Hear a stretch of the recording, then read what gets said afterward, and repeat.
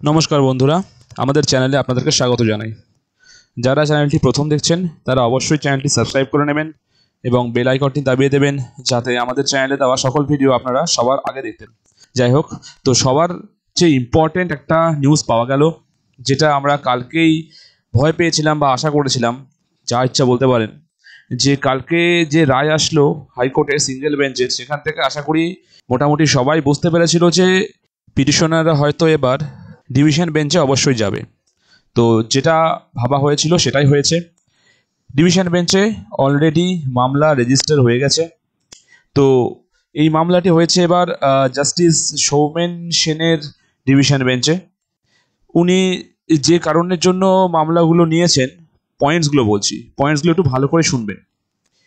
অনেকগুলো পয়েন্টের ওপরে বেস করে কিন্তু এই মামলাগুলো হয়েছে। এগুলো সিঙ্গেল বেঞ্চেও করা হয়েছিল, সিঙ্গেল বেঞ্চেও এই মামলাগুলোর এক্স্যাক্টলি এই পয়েন্টগুলো তোলা হয়েছিল, কিন্তু সিঙ্গেল বেঞ্চে তো এই রায় এই মামলাগুলোর পয়েন্টসকে কোনো রকম গুরুত্ব দেওয়া হয়নি।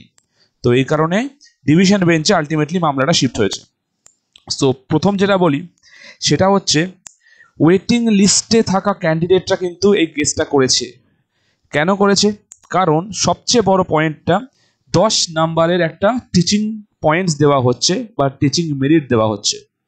তাহলে এই যে 10 নাম্বারের যে টিচিং এক্সপিরিয়েন্স দেওয়া হচ্ছে, তাহলে যারা চাকরি পায়নি, ওয়েটিং লিস্টে যারা ছিলেন, ওরা কি পাপ করেছিল যে ওরা পাবে না?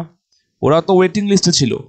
তো এর জন্য এরা কিন্তু এই মামলাটি করেছে। এবার সহজ কথা, এই মামলায় কিন্তু যারা ফ্রেশার আছে তাদেরও স্বার্থ কিন্তু থাকছে, কারণ ফ্রেশাররাও কিন্তু আলটিমেটলি 10 নাম্বার পিছিয়ে থাকছে।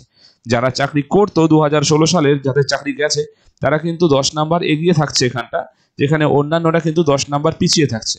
সো এই 10 নাম্বারটা ইনভ্যালিড বলে একটা পয়েন্ট, আমি বলছি না, এই 10 নাম্বারটা ইনভ্যালিড এই মর্মে ওরা একটা কেস করেছে ডিভিশন বেঞ্চে। সেকেন্ড পয়েন্ট বলছি। সেকেন্ড পয়েন্ট, হাইকোর্টকে প্রেয়ার জানানো হয়েছে যাতে কোর্ট অবিলম্বে রুল জারি করে এই গ্যাজেটকে বাতিল করে, কারণ এই গ্যাজেটকে পিটিশনাররা কিন্তু মেনে নিতে পারছে না। তো সেকেন্ড পয়েন্ট এটা বলা হয়েছে যে ইমিডিয়েটলি হাইকোর্ট যেন একটা রুল জারি করে যেন যে রানিং গ্যাজেট আছে সেই গ্যাজেটটাকে বাতিল ঘোষণা করে, যাতে আবার গ্যাজেটের মধ্যে এডিট করা হয় এবং সম্পূর্ণ সিস্টেমটাকে নতুন করে ঠিক করা হয়। থার্ড একটি ইম্পর্টেন্ট পয়েন্টের উপরে কেস হয়েছে, যেটা হলো এজ রিল্যাক্সেশন, যেটা আমি গতকালকেও বলেছিলাম যে ভিডিওতে, যে এজ রিল্যাক্সেশনের ওপরে কিন্তু একটা বড় পয়েন্ট ছিল, কিন্তু সেটা সিঙ্গেল বেঞ্চ শোনেনি।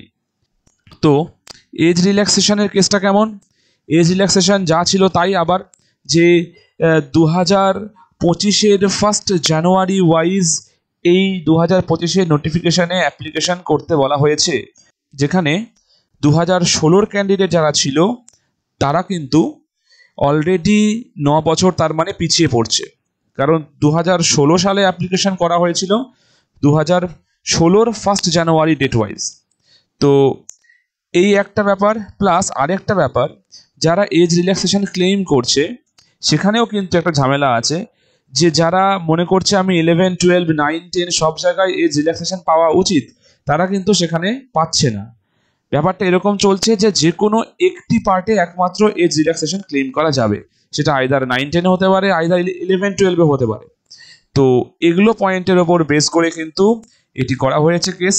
কেসটির শুনানি হবে কালকে, খুবই গুরুত্বপূর্ণ কেস। দেখা যাক এবার ডিভিশন বেঞ্চ এদের কথা শোনে কিনা, কারণ সিঙ্গেল বেঞ্চে তো আলটিমেটলি কোনো লাভ হলো না।